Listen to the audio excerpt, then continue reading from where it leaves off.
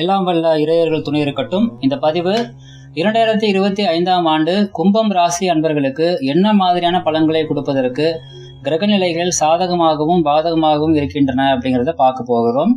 முதல்ல ஒரு விஷயம் தெளிவுபடுத்திக்கிறேன். பதிவுக்குள்ள போறதுக்கு முன்னாடி தயவு செய்து ராசி பலன்கள் என்பது மேலோட்டமானவை மட்டுமே அப்படிங்கிறத புரிஞ்சுக்கோங்க. ராசி பலன்களில் சொல்லப்படக்கூடிய விஷயங்கள் எல்லாமே ஒருத்தருக்கு கிடைக்க பெறும் அப்படிங்கிறதுக்கு எந்த விதமான உத்தரவாதமும் கிடையாது. ராசி பலன்கள் என்னென்ன பலன்கள் உங்களுக்கு கிடைப்பதற்கு வாய்ப்புகள் இருக்கின்றன, எதுல நீங்க பாத்தீங்கன்னா கவனமாக இருக்கணும், எதுல உங்களுக்கு சாதகமாக இருக்கின்றன அப்படிங்கிற வாய்ப்புகளை மட்டும்தான் சொல்லும்.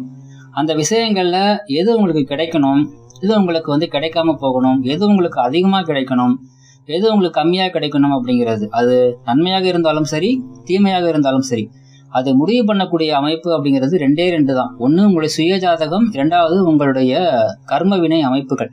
ஏன்னா சுயஜாதகம் பாக்குறதுக்கு ஒரே மாதிரியான கிரகநிலைகள் கொண்ட நிலையா இருந்தா கூட, ஈவன் ட்வின்ஸ் ஜாதகமா இருந்தா கூட, கர்ம வினை அமைப்புகள் அப்படிங்கிறது சர்வ நிச்சயமாக மாறுபடும். அதன் அடிப்படையில ஒரே மாதிரியான ஜாதகமா இருந்தாலும், ஒரே ராசியாக இருந்தாலும், ட்வின்ஸா இருந்தா கூட கிடைக்கக்கூடிய பலன்கள் அப்படிங்கிறது கண்டிப்பாக மாறுதல் அடையவே செய்யும். அப்படிங்கிற அந்த லாஜிக்கை தயவு செஞ்சு தெளிவா புரிஞ்சுக்கோங்க. அடுத்ததாக, பொதுவா இப்ப கொரோனாவுக்கு அப்புறமெல்லாம் பாத்தீங்கன்னா எக்கச்சக்கமான யூடியூப் சேனல்ஸ் பாத்தீங்கன்னா ஆரம்பிக்கப்பட்டு விட்டது. அதுலயும் நிறைய யூடியூப் சேனல்ஸ் பாத்தீங்கன்னா நிறைய ஜோதிடர்களை கூப்பிட்டு இந்த ராசிக்கு அப்படி சொல்லுங்க, இந்த ராசிக்கு அப்படி சொல்லுங்க அப்படின்னு சொல்லிட்டு அவங்களுடைய டிவி சேனல் விளம்பரத்துக்காகவும் மக்களை தூண்டுற வகையிலையும் பாத்தீங்கன்னா ஓவர் பில்டப் செய்யக்கூடிய பலன்களை நீங்க ஓவர் பில்டப் செய்யக்கூடிய பலன்களை எதிர்பார்த்து நீங்க பாத்தீங்கன்னா இந்த பதிவை கேட்கறீங்கன்னா இது தயவு செஞ்சு நீங்க ஸ்கிப் பண்ணிடலாம். அதாவது விஸ்வரூபம் எடுக்க போறீங்க, கோடீஸ்வர யோகம் வரப்போகுது, மகாராஜ யோகம், விபரீத ராஜ யோகம், இத்தனை வருஷம் கழிச்சு உங்களுக்கு பாத்தீங்கன்னா இவ்வளவு நன்மைகள் கிடைக்க போகுது அப்படிங்கிற எல்லா விஷயத்தையும் எடுத்து ஓரமா வச்சிருங்க. பிராக்டிக்கல் லைஃப் அப்படிங்கறது தெளிவா புரிஞ்சுக்கோங்க. ஸோ இது எல்லாமே கேட்பதற்கு நன்றாக இருக்குமே தவிர பிராக்டிக்கல் லைஃப் அப்படிங்கிறது உங்களுடைய சுயஜாதகத்தை பொறுத்து தான் அமையுங்கிறதுல மாற்று கருத்து இல்லை.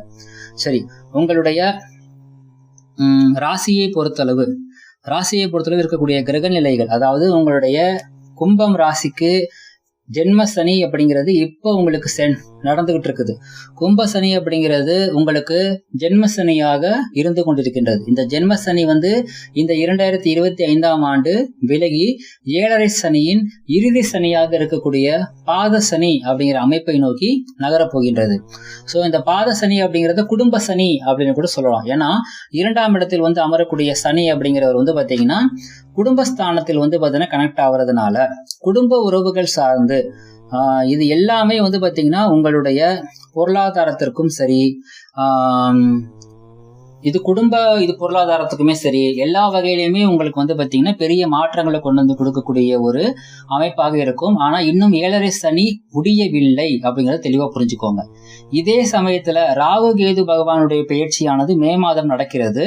இதன் அடிப்படையில உங்களுக்கு ஜென்ம ராகவும் 7ஆம் இடத்துல கேதுவும் வரப்போகுது. ஸோ இது 7.5 சனியினால் உங்களுக்கு இருக்கக்கூடிய தொந்தரவினுடைய அளவை 2 அல்லது 3 மடங்கு, இன்னும் சொல்ல போனா 5 மடங்கு கூட அதிகரிக்கக்கூடிய ஒரு தன்மையாகவும் இருக்கின்றது.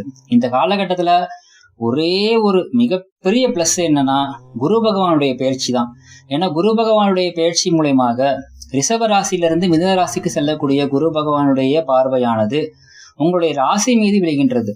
ஸோ சனி பகவானால் உங்களுக்கு இருக்கக்கூடிய தீமைகளையும் ராகு கேது பகவான்களால் இருக்கக்கூடிய பாத்தீங்கன்னா தொந்தரவுகளையும் தாண்டி குரு பகவானுடைய ஒரு பார்வையானது உங்களுக்கு பிரச்சனைகள் இருந்து காப்பாற்றுவதற்கு கண்டிப்பாக சப்போர்ட் செய்யுங்கிறதுல மாற்று கருத்து இல்லை.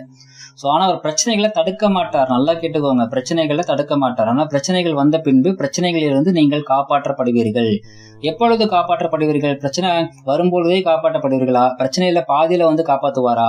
பிரச்சனையில கடைசியில காப்பாத்துவாரா?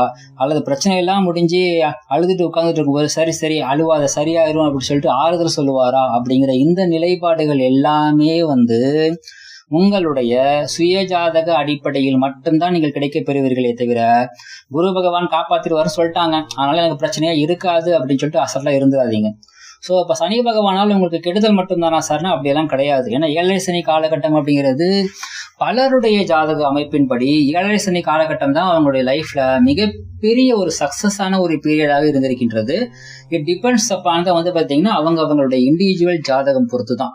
சரி, ஒருவேளை உங்களுக்கு 7.5 சனி மிகவும் நன்மை தரக்கூடிய வகையில அமைஞ்சி, அதுலேயும் முக்கியமா இந்த குடும்ப சனி எண்ணக்கூடிய ஒரு நிலையானது மிகவும் நன்மை தரக்கூடிய வகையில அமைஞ்சிருச்சு அப்படின்னா சர்வ நிச்சயமாக உங்களை அடிச்சுக்கிறதுக்கு ஆளே கிடையாது. ஏற்கனவே குரு பகவானுடைய சப்போர்ட் அப்படிங்கிறது உங்களுக்கு ஸ்ட்ராங்கா கிடைக்கப்படுகிறது. இந்த காலகட்டத்துல சனி பகவானும் உங்களுக்கு பாத்தீங்கன்னா 7.5 சனி அப்படிங்கிற நிலையில் கூட நன்மை தருவதற்கு அமைப்பாக இருந்துச்சுன்னா மிகப்பெரிய சக்சஸ் கொண்டு கொடுக்கும் அப்படிங்கறதுலயும் மாற்றுக்கிறது இல்லை. ஸோ அப்போ உங்களுக்கு டபுள் தமாகா அப்படிங்கிறபடி மிகப்பெரிய சக்சஸை நீங்கள் நிச்சயமாக அட்டன் பண்ணுவீர்கள். சனி பகவானுடைய பார்வையானது உங்களுடைய ராசிக்கு 4ஆம் இடம், உங்களுடைய ராசிக்கு 8ஆம் இடம், உங்களுடைய ராசிக்கு 11ஆம் இடம் ஆகிய இடங்களை கனெக்ட் பண்றதுனால இது வெளிநாடு சம்பந்தப்பட்ட முயற்சிக்கு சிலருக்கு நல்ல சப்போர்ட் பண்ணும். உங்களுடைய சுயஜாதகம் சப்போர்ட் பண்ணுச்சு அப்படின்னா வெளிநாடு செல்வதனால் உங்களுக்கு கிடைக்கக்கூடிய நன்மைகளை முழுமையாக பலமாக கொண்டு கொடுக்கும். ஒருவேளை உங்களுடைய சுயஜாதகம் அதுக்கு சப்போர்ட் பண்ணல அப்படின்னா வெளிநாட்டுக்கு கூட்டி போக வச்சு உடனே கூட்டிட்டு வந்துடும், அல்லது வெளிநாட்டுக்கு கூட்டிட்டு போக வச்சு சம்பளத்தை சரியா கொடுக்க விடாம பாத்தீங்கன்னா கஷ்டப்படுத்தும். ஸோ அப்போ உங்களுக்கு வெளிநாட்டு வாழ்க்கை அப்படிங்கிறது இந்த காலகட்டத்தில் சப்போர்ட் இருக்குது. அதே மாதிரி பாத்தீங்கன்னா வெளிநாடு மட்டும் கிடையாது, ஒரு அயல் படிப்புக்காக போறதா இருக்கட்டும், அல்லது பாத்தீங்கன்னா ஒரு மேல் படிப்புக்காக அயல் நாட்டுக்கு போறதை பத்தி சொல்றேன். சரிங்களா? ஸோ இது மாதிரியான எல்லா விஷயத்திலுமே சப்போர்ட்டிவான ஒரு பீரியட் அப்படிங்கிறது இந்த காலகட்டத்துல இருக்குது. ரொம்ப முக்கியமா 2025ஆம் ஆண்டு மே மாதம் நடக்கக்கூடிய குரு பயிற்சி மூலமாக உங்களுடைய ராசியை தன்னுடைய 9ஆம் பார்வையால குரு பார்க்கிறார். ஏன்னா குருவினுடைய பார்வையில மிகவும் சிறப்பான பார்வை அப்படின்னு சொல்லி பார்த்தோம்னா 9ஆம் பார்வை தான். ஏன்னா ஒரு காலபுருஷனுக்கு 9ஆம் அதிபதி. ஸோ காலபுருஷனுக்கு 9ஆம் அதிபதி 5ஆம் இடத்துல அமர்ந்து 9ஆம் பார்வையாக உங்களுடைய ராசியை பார்ப்பது என்பது உங்களுக்கு பாத்தீங்கன்னா ஒரு மிகப்பெரிய ஒரு பாதுகாப்பு கவசம் மாதிரி. அந்த கவசம் பாத்தீங்கன்னா எப்படி கர்ணருக்கு பாத்தீங்கன்னா அந்த கவசம் மிகப்பெரிய ஒரு பாதுகாப்பா அமைஞ்சதோ அது மாதிரி மிகப்பெரிய இக்கட்டிலிருந்து உங்களை பாத்தீங்கன்னா அது காப்பாற்றும். ஆனா அதே கவசம் பாத்தீங்கன்னா சூழ்நிலையால் பறிக்கப்படக்கூடிய ஒரு அமைப்பும் அப்படிங்கிறது இருக்குது. அது யாரால அப்படின்னா ஜென்ம ராகு எனக்கூடிய அமைப்புல உங்களுடைய பாதுகாப்பு கவசம் உடைக்கப்படுவதற்குரிய ஒரு அமைப்புகளும் இருக்கிறது. சோ இதுக்கு பாத்தீங்கன்னா இதுல இருந்து நீங்க தப்பிக்கணும். என்னங்க பண்ணணும் அப்படிங்கிற பட்சத்துல ஃபர்ஸ்ட் குரு பகவானுக்கு நீங்க என்ன பண்ணணும்? குரு பகவானை பொறுத்தளவு நவகிரகத்தில் இருக்கக்கூடிய குரு பகவானுக்கு விளக்கு ஏத்தி வழிபாடு பண்ணுங்க. நம்பர் 1. நம்பர் 2, குரு பகவானுடைய பார்வையானது உங்களுக்கு பாத்தீங்கன்னா உங்களுடைய ராசிக்கு 9ஆம் இடம், 11ஆம் இடம் மற்றும் உங்கள் ராசி மீது விழுக்கிறது. இது பாத்தீங்கன்னா உங்களுடைய தந்தை வழியில உங்களுக்கு பிளஸ் உங்களுக்கு மடம் பிடிச்ச வகையில உங்களுக்கு பிடிச்ச எல்லா விஷயங்களும் உங்களுக்கு தந்தை வழியிலையும் சரி, உங்களுக்கு பிடிச்ச வகையிலையும் சரி, எல்லா விஷயங்களும் உங்களுக்கு சப்போர்ட்டிவா இருக்கக்கூடிய ஒரு காலகட்டமா இருக்கிறது. முக்கியமாக திருமண உறவு சார்ந்து மிகவும் சப்போர்ட்டிவான ஒரு பீரியடாக இருக்கிறது குரு பகவானுடைய ஒரு தயவால. ஆனா ஜென்ம ராகுவும் 7ஆம் இடத்துல அமரக்கூடிய கேதுவும் குடும்ப உறவுக்குள்ள கொடுக்குற மாதிரி கொடுத்து நீங்க சந்தோஷப்படுத்துற மாதிரி உங்களை சந்தோஷப்படுத்தி ஆசை தோசை அப்பள வடை அப்படிங்கிற மாதிரி டப்புக்குன்னு சொல்லிட்டு எல்லாத்தையும் பறிச்சுட்டு பாத்தீங்கன்னா மிகவும் கஷ்டப்படுத்தக்கூடிய ஒரு அமைப்பும் அப்படிங்கிறதும் கூடவே பயணிக்கிறது. ஸோ இந்த காலகட்டத்துல தயவு செஞ்சு உங்களுடைய சுயஜாதக அமைப்புல பாத்தீங்கன்னா சரியான ஒரு காலகட்டம் இருந்தா மட்டும் இந்த காலகட்டத்துல திருமண உறவாகட்டும், நண்பர்கள் ஆகட்டும், கஸ்டமர் கூட பாத்தீங்கன்னா உங்களுக்கு இருக்கிற கம்யூனிகேஷன் ஆகட்டும், அல்லது பாத்தீங்கன்னா இன்னொரு நபருடன் நீங்கள் கொள்ளுகிற இது உறவு கம்யூனிகேஷன் எதுவாக இருந்தாலுமே சரி, இந்த இடங்கள்ல விரிசல்கள் பெரிய லெவல்ல வரக்கூடிய ஒரு அமைப்பு அப்படிங்கிறது இருக்குது. ஸோ பொருளாதார ரீதியாக மிகப்பெரிய சக்சஸ் கொடுப்பதற்கு ஒரு பக்கம் வாய்ப்புகள் இருந்தாலும் உறவுகள் ரீதியாக மிகப்பெரிய காயங்களை சந்திக்கக்கூடிய ஒரு அமைப்பும் இந்த காலகட்டத்தில் உங்களுக்கு ஸ்ட்ராங்கா இருக்குது. இதுல இருந்தெல்லாம் நீங்க ரிலீஃப் ஆகணும் அப்படின்னா முன்னாடி சொன்னபடி குரு பகவானுடைய நாளான வியாழக்கிழமை அன்னைக்கு நவகிரகத்தில் இருக்கக்கூடிய குரு பகவானுக்கு விளக்கேற்றி வழிபாடு பண்ணுங்க. நல்லா கேட்டுக்கோங்க, நான் சொன்னது நவகிரகத்தில் இருக்கக்கூடிய குரு பகவானுக்கு தானே தவிர தட்சிணாமூர்த்திக்கு கிடையாது. ஸோ இந்த காலகட்டத்துல யாருடைய ஜாதகத்தில் எல்லாம் சனி மற்றும் ராகுனுடைய தொடர்பு இருக்கின்றதோ, ரொம்ப முக்கியமா ஏப்ரல் மாசமும் மே மாசமும் சரிங்களா, சனி ராகு தொடர்பு யாருடைய ஜாதகத்திலாம் இருக்குதோ அவங்களுக்கெல்லாம் இந்த ஏப்ரல் மாதமும் மே மாதமும் அப்படிங்கிறது மிகப்பெரிய மாற்றத்தை சந்திக்கக்கூடிய ஒரு வருடமாக உங்களுக்கு அமைத்து தரப்போகிறது. அந்த மாற்றமானது நன்மையாக அமையுமா தீமையாக அமையுமா அப்படிங்கிறது உங்களுடைய சுயஜாதகத்தை பொறுத்தது.